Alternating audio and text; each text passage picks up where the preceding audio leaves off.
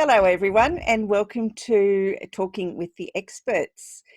My name's Rose Davidson from doesbiz.com, and today my guest is Heather Joy Bassett. And Heather is a transformational story healer, speaker, coach, and mentor who helps people unravel the mysteries of their own stories that redefine what is truly possible for them in this lifetime. The birthing of the SPRUTH Movement inspires Heather to empower others to adopt and practice bringing Spruce, it's a really hard word to say, Spruce into the world from the boardroom to the bedroom, demonstrating the universal power of speaking one's truth with love and compassion. Passionate about co-creating an inspired future for all generations, she shares and applies her wisdom to help others heal, connect, and unite. Heather has an ability to see, amplify, and celebrate the highest potential in another, often giving them the permission that they haven't given themselves to step into who they truly are and shine in their brilliance. She is a world champion in lacrosse, a gold medal athlete who has navigated the challenges of ill health, injuries, and at times difficult personal circumstances. Heather is a shining example of the human capacity to transform through hard work, dedication, persistence, resilience, and an insatiable trust of spirit. Heather knows what it takes to be the world's best and the importance of giving and receiving support. Wow, Heather, you've done quite a lot. Welcome to today's podcast. Thank you. It's great. It's great to be here. That's a lot of mouthful when I'm listening to it. Well, you've achieved quite a bit. Tell me a little bit about your lacrosse. When was this? Oh, many years ago, 21st of June, 1986 is when we won the World Cup in Philadelphia. Yep. And I was introduced to it at high school. We had a teacher turn up. She had these old wooden sticks with the leather and the twiny stuff in the middle. Yeah, I know what lacrosse is, yeah. Yeah, and then she's like, hey, who wants to have a go at this? They put an announcement over the PA system. Who wants to have a go at this at lunchtime? I was like, me! And I had no idea what it was, how to do it, and just got hooked on it. I just loved it. And it was such a leveler because no one in the school had played it. Whereas most sports, everyone sort of played somewhere along the line. But when we got there, no one had played it. So no one knew how to hold it, how to throw the ball, how to do anything. So it was just great to have a band of like trailblazers go, yeah, me. Yeah, I'll give that a go. Well done. Wow. Yeah. So, I mean, I know that was a few years ago, I suppose you've still got your medal, but what have you done it any time since then, or? No, so I played until I played in my last state championships after I'd had my son, and he is 27. So before that, I had been a junior coach. I had also travelled around Victoria with a bunch of other elite athletes, or they weren't all elite athletes, some were just coaches, but we would go and go on a bus, and a group of us would go to a country area mostly, and we'd set up and they would bus kids in from all over the outlying towns into that area, and then they'd play mini versions of all these different sports. So there'd be 5 to 10 to 15 different sports. So giving the kids an opportunity, the same as I had, that was just one of the highlights. I love that. We even did at the MCG, bussed hundreds of kids in to go half an hour of doing badminton and lacrosse and rugby and football, and just I can't even think of all the different sports. So yeah, That's amazing. Heavily involved in it. And I would give up. I had my own business at the time, and I would just close shop and go bush for 3 days. Oh, well done. That's excellent. It doesn't happen that much these days, I don't think. I don't think there's enough of that happening to give country kids opportunities to explore or experience. Oh, there's my cat. Yeah. Or experience those types of things. Yeah, it was very special times too. And again, especially with lacrosse, because no one had heard of it, no one had played it. Mm. And one of the things the teachers would say, like there were children that would pick it up that hadn't picked up any other sports, because again, it leveled everyone. Everyone was just, I don't know how to do this. So Mm. it sort of stripped away any ego of like, I've got this. And yeah, the feedback from parents was that was just fabulous. Terrific. You've recently been overseas to some women's forum. Can you tell me a little bit about that? Yeah, for anyone listening, it's called the Women's Economic Forum, and Harbin Aurora is one of the most, she was nominated as one of the most trusted women, or trusted people in the world. And she set up this remarkable foundation and then an all ladies league.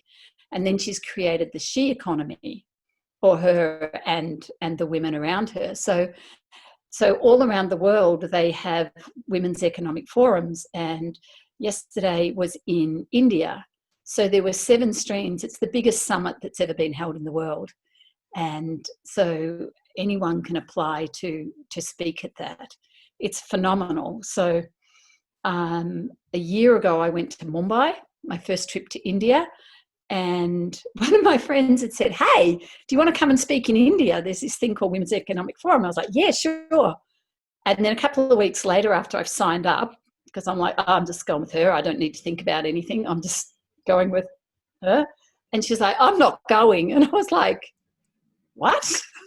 Like, what? Oh, no. I don't know where it is. I don't know what I've signed up for. I don't know anything. And the people I've met and the experiences since then have been extraordinary. So there's a speakers group in India that I met someone. So I was just part of a book. There's 40 of us, written 2 books about revive and thrive.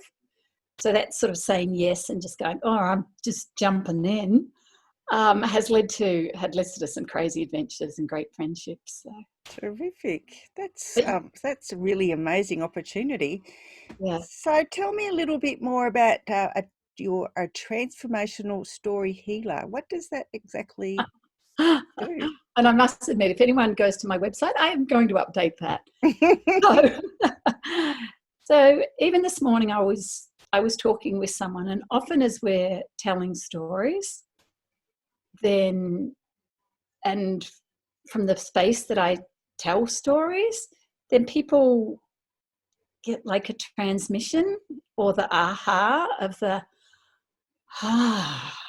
and I get goosebumps as I'm saying that. And there's healings that happen, like with this person I was talking with this morning. We're just telling stories, and then him recognizing things, and this is like, that's it. So there's no, and then able to clear things and move forward and get sort of like a freeway or a highway forward. And it's like, if I stop and think, what have we done? We've told stories, and in those stories, then people heal. There's not a need to deeply investigate and go things. It's like, I see that. And then it's just the transformation happens. It's just a really cool thing. And so what is the SPRUTH movement then? Okay, so until a couple of years ago, I still am a podiatrist. I'm not practicing. So I had a podiatry clinic for 35 years and 8 months. And I thought I was doing that forever. Like, I'm a master with a scalpel. It's like the scalpel and I are one. and I know feet intimately. And then I just had this call. It's like, it's not your future. I was like, what? I'm like, I would say to my clients, I'm going to be doing feet forever. And so to get this call that it's not my future was really, really disruptive. And then I was sitting on my bed because I was doing a speaker's course, and they got a text, what's your disruptive idea? Have you got it ready yet? And I was like, no, I don't have one. What am I here to do? And I literally sat on the end of the bed and said, hey, help me out. What's my disruptive idea? And I got this word, spruce. And I wasn't very gracious. I was like, great, thanks. Like, what is it? And then there was a myriad of going back in things, and I could see how when I shifted things, when my clients shifted things, when people heal, when we move forward, it was all from that space of when we spoke our truth, from love and compassion, because then there's no judgments, there's no barriers, there's nothing between people when we speak from that place. And I sat there, it was like all the pieces of the puzzle of life just went clunk, clunk, clunk, clunk, clunk. And I'm like, wow. So then it was like, and I was at my book launch and someone had said, what's your book about? And I was like, yeah, my first 59 years. And they're like, yeah, but what's it about? And I'm like, oh, hope, faith. He's like, yeah, but what's it about? And I was like, permission to speak my truth. And he said, oh, I have no problems doing that. I do it all the time. And I sort of cringed. I was like, ugh, you don't have any problems doing that. And then it was like, permission to speak my truth with love and compassion. So then when those two things landed, it was like, when we come from that place, again, that's a place where we heal, where we connect, where the differences dissolve, where the possibilities are just abundant. And yeah, so that's what Spruce is all about. Oh, very good. And so how does this, from the boardroom to the bedroom, how does that correlate with your Spruce? Well, I really look at how many places we don't speak what's real for us. You know, things that go round and round in our head, just those thoughts and those feelings that get stuck inside our body. And I've been in women's circles and I've explored tantra, sexuality, women's circles in my late 50s. I'd never explored any of that sort of stuff. And then when we listen to the stories and things, there are so many things that we tell our best friend and we'll tell maybe our therapist or our psychiatrist or our neighbor or anyone but the person who would actually benefit to hear that, hey, that doesn't work for me, or I need, or I desire, or yes, no. And I looked at, well, where is it in life that it doesn't work to be open and to be courageous and where to be vulnerable? So with Spruce, there is also obviously discernment, that I just think how much more open we are personally if we speak about what's real. And I know in some of my relationships, I didn't speak lots of things. And I know from having been in sacred circles and women's circles that, and even in men's groups as well, that there are so many unspoken things. And because we're often not taught how to do that. Because as children, as soon as we speak about what's real, then we get told off. Yes, children are seen and not heard. I mean, in our day anyway, it's not so much nowadays, but yeah, when we were growing up, that was the truth of it. So yeah, and if you did tell your truth, you generally got into trouble. Yes, and if you told a lie, you even got into worse trouble. So yeah, so I just look at, if we speak with love and compassion, just especially if we look at what's going on in the world, and take responsibility for what's going on inside ourselves, then the world would be very, very. And so, how can your Spruce benefit a small business owner? I love that. All I wanted from my clients and my team always was just for them to be honest with me, to be honest. And many, many people were not honest. And that's my lived experience, because even some of my clients I had for 35 years and 8 months. And clients would tell you what you want to hear because they don't want to upset the boat. Yeah. They don't want to cause any ripples. And generally because they like you. So they will tell you things. And so there was one day with one of my team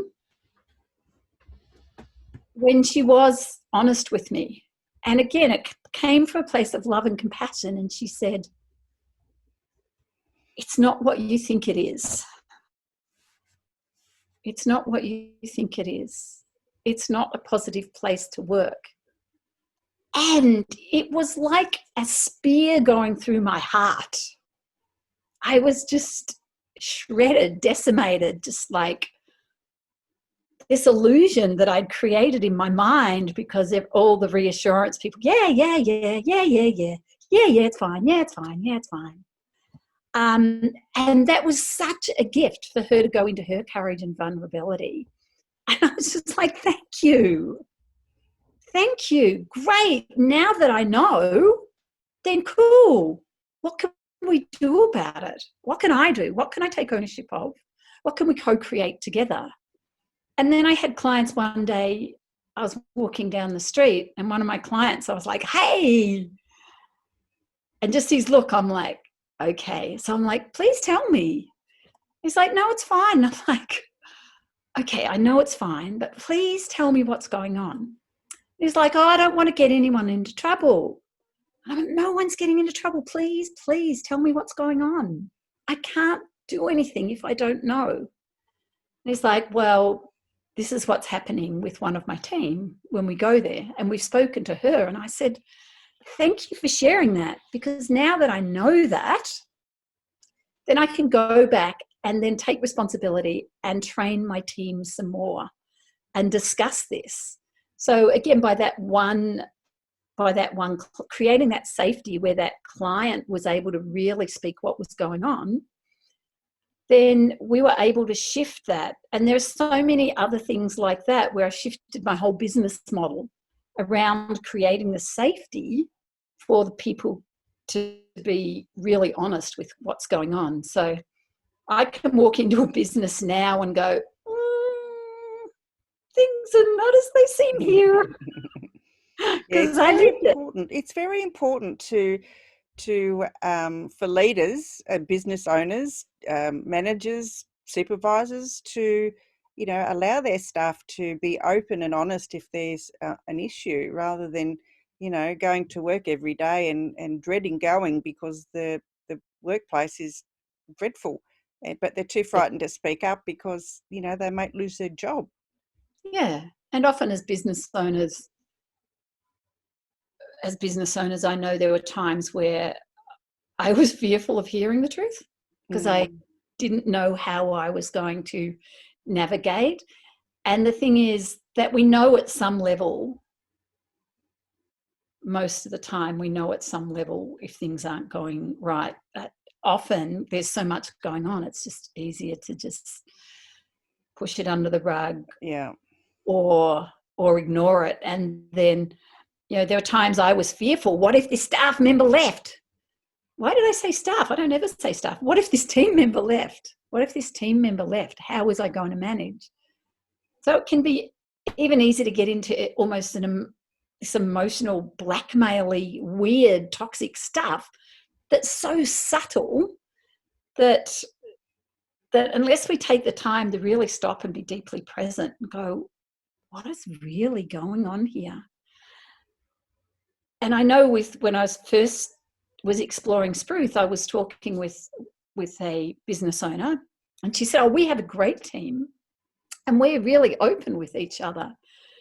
And I was like, really? And she's like, yeah, we are.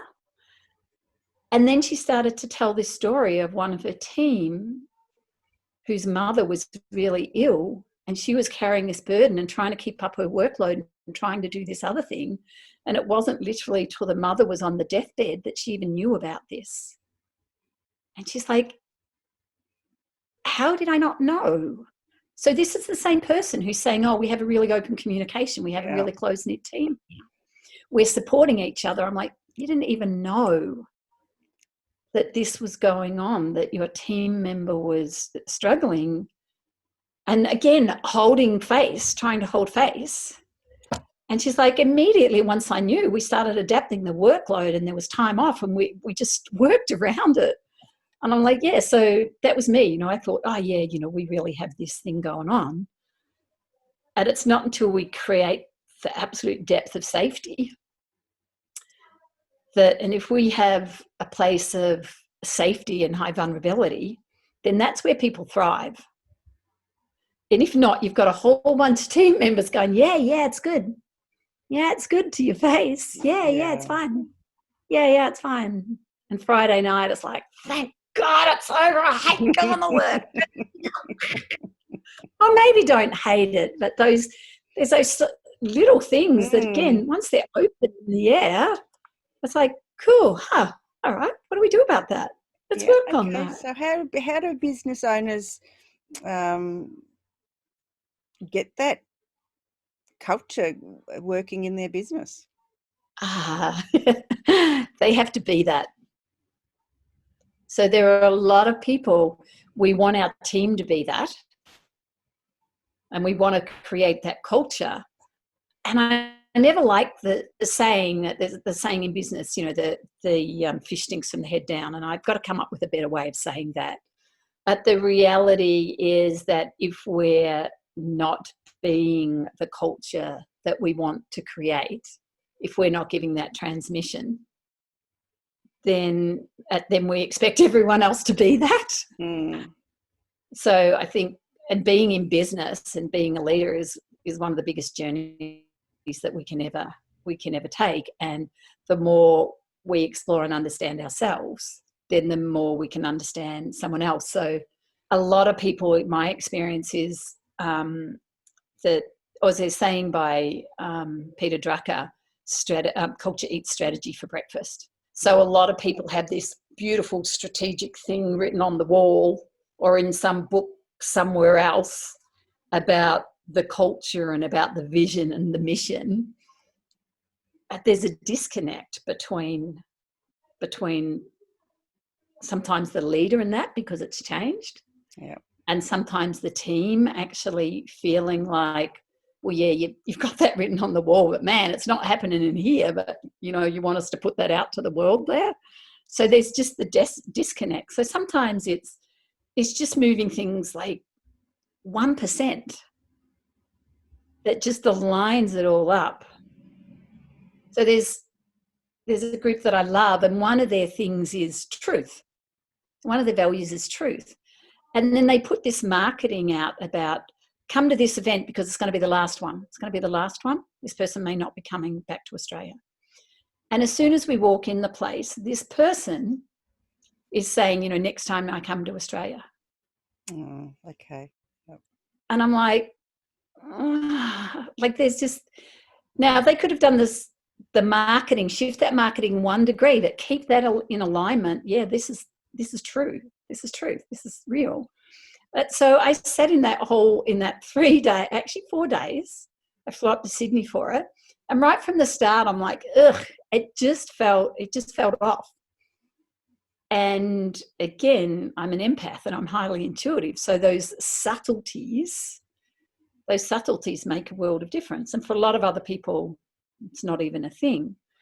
But when you line up all those values, all those things, then it's sometimes it's just tweaking things. It doesn't mean throwing the baby out with the bathwater, but it's just like tweaking the things. So yeah, that is aligned. It feels good. It feels good. So is this something that people can learn, or is it something, you know, that they're born with, or, you know, is it inherent, or all of the above? Okay. All of the above. I think, you know, it's something that we can definitely learn or definitely tune into. And again, we can take the filters off our eyes, and again, we can, you know, people can work with me to explore that. At some level, we all know when things aren't working. And even if it's just a little bit, they're not working. And for me, it was floundering and doing it on my own to find out, like, how is this? Where is this? And that's part of the thing about Spruce. the big thing is, the first thing is being radically honest with yourself about what you feel and about what your thoughts are, because that covering stuff up is it only works to a point where it's like, then it doesn't work anymore. And for me, my journey was, on paper, that very successful businesswoman, the partner, the two kids, the white picket fence and the dog, but I was so empty and disconnected and hollow, and life just wasn't making sense. And so, I went on a crazy deep dive journey to explore me and understand me and what worked and what didn't work and why it didn't work. And then spent a lot of time and paid a lot of money for people to take me more and more out of flow and more out of my genius, because it's like, do it this way. And so one of the things when I'm working with people is like, cool, is like, it's what's your genius? How does it work for you? What do you need? What do you desire?